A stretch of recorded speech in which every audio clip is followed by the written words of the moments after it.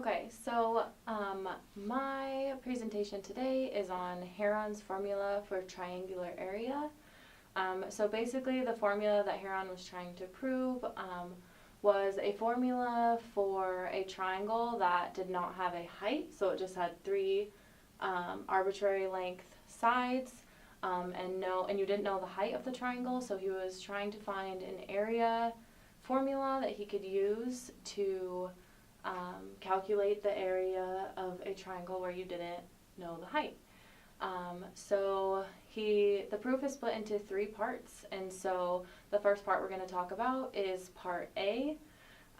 So to begin his proof, he started with like I said, an arbitrary triangle ABC, and he configured the side AB so that it was at least as long as side BC and side AC, so it's at least as long as these two sides, so it's not any shorter than those two sides. So his first step after creating the triangle was to inscribe a circle inside of the triangle.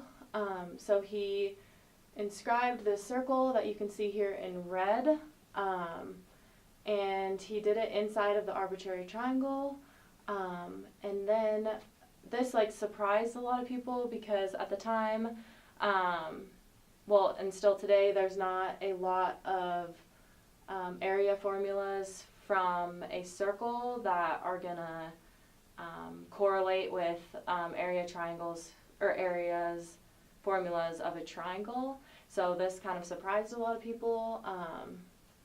But as he moved on with the proof, people started to understand why he did that. So after he created the circle inside the triangle, he then created bisectors coming from the center of his circle, which he called the centers O.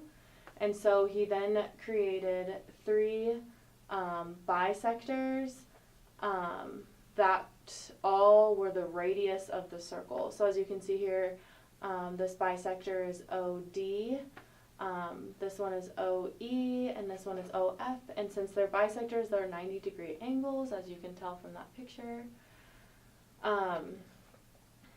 So from there, we can say, because of the construction, OD equals, or line segment OD equals line segment OE, which equals line segment OF, because they're all the radiuses of that circle.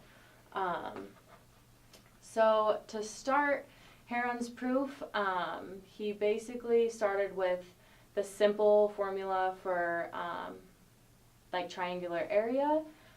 He inscribed, so he could see that there was three different triangles inside this triangle, and he already knew the heights of those triangles based on his inscription of the circle. So he just started, and he knew that if he added the area of this triangle plus the area of this triangle plus the area of this triangle, that he would in turn get the area of this big triangle. So we're going to start with the area of triangle AOB, so this bottom triangle down here, which we know the area of a triangle is 1/2 base times height, which I have written here. And so we have 1/2 base, which is line segment AB, times height, which is line segment OD, which in turn equals 1/2, and we're going to call this bottom segment little c, times r, which is the radius, which we proved that all those were equal. And so then we're going to do that for all three of those triangles. So then we're going to move on to the area of triangle BOC. So this triangle on the right hand side over here is, once again, the area of a triangle is 1/2 base times height, which I have written here, which is going to be 1/2 line segment BC times line segment OE, which equals 1/2 little a, which is the segment, is equal to little a, times r, which is the radius, like we proved on here. And then we're going to move on to the third triangle, which is triangle COA, so this triangle on the left-hand side over there, and we're going to create or find the area for that triangle, which is once again 1/2 base times height. It's kind of repetitive, but so we're going to go 1/2 times line segment AC times segment OF. And once again, we know that line segment AC we're going to call little b, and line segment OF is equal to the radius because we already proved that. From there, like I said, he knew the area of the 3 triangles added together would give him the area of the large triangle. So he said that K, which was going to be his total area, he wanted to equal K. So K equals the area of big triangle ABC. And so K equals area of AOB, this small triangle, plus the area of BOC, the right-hand triangle, plus the area of COA, which is the left-hand triangle. Or, in other words, so we're going to substitute in what we got for the area of these 3 triangles, and we're going to go K, which is the total area, equals 1/2 CR, which is this first triangle, plus 1/2 AR, which is the second triangle, plus 1/2 BR, which is the third triangle. And then if you factor out an R from all 3 of those, you can see that the total area will equal R, just some simple algebra, times A plus B plus C, which are all over 2, because they each had a 1/2 out front, and so in turn that's going to equal R times S, because in the formula that I showed you before, S was equal to A plus B plus C over 2. So that is what Heron proved in part A, and now we are going to move on to part B.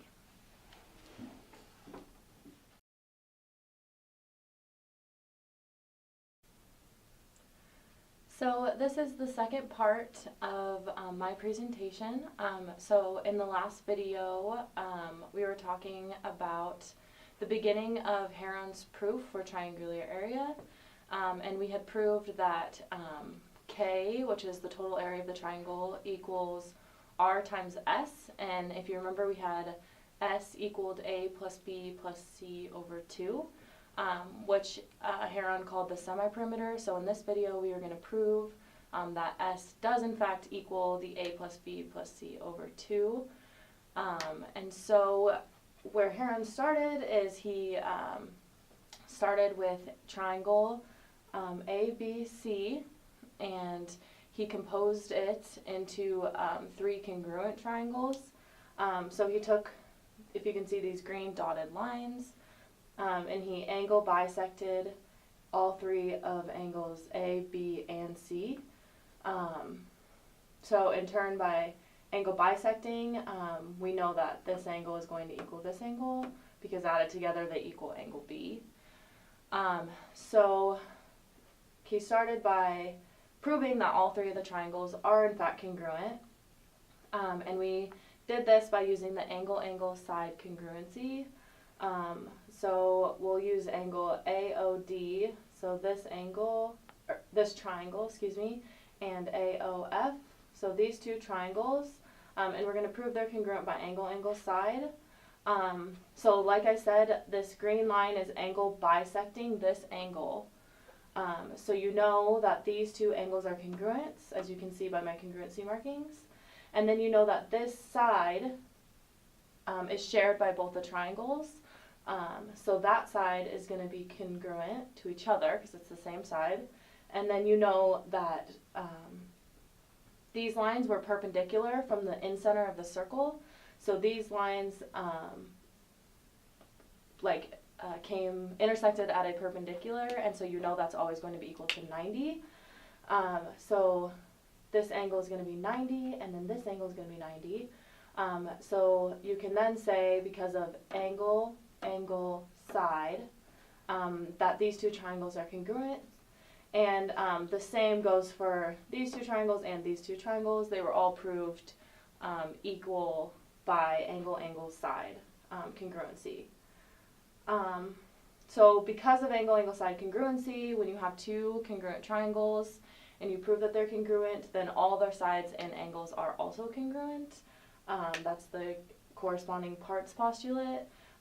So we can now say that line segment AD, so here to here, equals line segment A to F, which is this segment, as you can tell by my congruency markings, and then segment BD is equal to segment BE, and CE is equal to segment CF. And that's by corresponding parts, like I said. And then also angle AOD, so this angle is now congruent to angle AOF, and angle BOD is congruent to angle BOE, and then same thing with COE is congruent to COF. And that's all by the corresponding parts postulate. So from there, Heron, he wanted to extend the triangle's base, this base AB, and he wanted to extend it to a point G that made AG equal to CE. So after he, and you'll be able to see why he did this in a minute as we go through the proof, but the most important thing to know is that AG is equal to CE. And so moving forward with that, he started with taking line segment BG, which is this big line segment, as you can see it across the bottom, and he said that that was equal to BD, which is this part of the segment, plus AD plus AG. So he put this into three parts and said that it equaled the long way, which we know that that's true. And in turn, he said that that equaled BD, so this segment plus AD, and then he substituted the AG for CE, which is what we said. We said that this segment was equal to this segment. So he substituted AG, or CE for AG. And then from there, he basically from here on in the proof, he just did a lot of algebra work and some tweaking, and used congruency of all these parts to end up with the result 1/2 C plus A plus B. So we're going to walk through this. He started by putting a 1/2 up front and multiplying everything by 2, which we know is still equal to the to this statement above. So he just put a 2 out front, and all the segments stayed the same. So then he went further and left the 1/2 out front, but he knew that 2 times BD, so 2 of this segment right here, would also be the same as taking BD plus BE, because we said that this segment was equal to this segment. And so he added those two together, which is the same as 2 times BD. And then he did the same thing for 2 times AD. He knew that A to D, so A to D right here, is the same as A to F. So he added AD plus AF, as you can see here. And then he did the same thing with CE. So he took C to E and added that plus C to F, because C to F is congruent to C to E, like he shows in this statement. In the next statement, he just did some more substitutions. So he left the 1/2 out front, and he kept BD the same, but he knew that BE, so this segment right here, is equal to AD, so is equal to this segment, because of the congruent part, because all these triangles are congruent. So he took BE, this segment, and substituted it for that segment. And then he went on and did the same thing. He knew that AD, so A to D, is the same as B to E, because of congruent parts. And AF, like we said here, is congruent to CE. So A to F is congruent to C to E, because they're the same part of the triangle. And then he did the same thing for CE. which is congruent to AF because of the same reason, and CF is still CF. So then from there, once again, he left the 1/2 out front, and he did, so BD plus AD, so BD plus AD, as you can see, that's all of this, is equal to AB. So that's what he had here, plus, and then you have BE and CE, so B to E and C to E, and all that is equal to BC. And then same thing with AF, so A to F, plus C to F, and then you can see that that is line segment AC. So then from there, he set it equal to, left the 1/2 out front, and as we know by construction, we named each of these segments A, B, and C. So you knew that AB, so here to here was C, so 1/2 C, plus BC, which was A, plus AC, which was B. So you have 1/2 C plus A plus B, and that in turn is going to equal your S, which is where we started with from the previous proof. So that is how you can prove that S, which is the semi-perimeter, equals 1/2 plus C plus A plus B.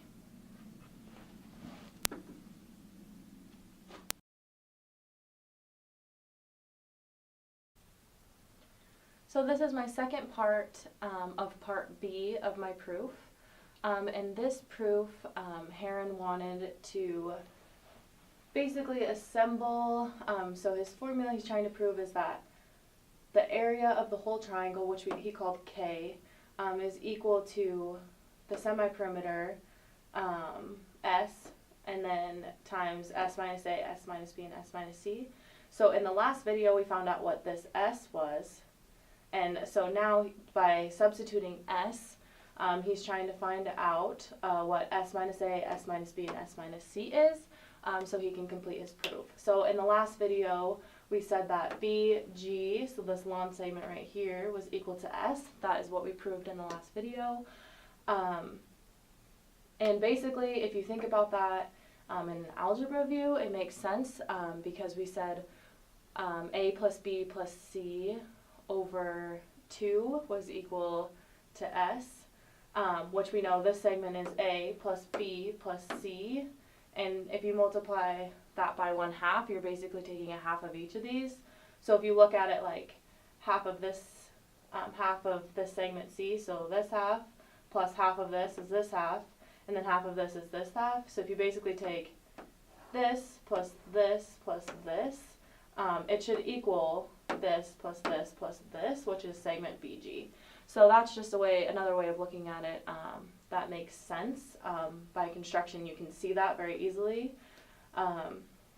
So in this video, we're going to show what S minus C, S minus A, and S minus B is. So basically, Heron did this by a lot of substituting. So we know that S is equal to BG, and then C, so this segment right here, is AB. So BG minus AB equals AG. So BG, and then if you subtract AB, what you're left with is just AG. So you know that S minus C equals to AG. So that one was simple. The other two are a little more complex and use some more substitutions. So S minus B equals BG. So you know that S is BG, and you know that B over here is A to C, which you can see by our construction. And then in turn, he knew that BG, which is this long segment down here, is equal to all three of these parts. So this part plus this part plus that part. And so he just took, where are we at here? B to D plus A to D plus A to G. So this part plus that part plus that part. And then he knew A to C.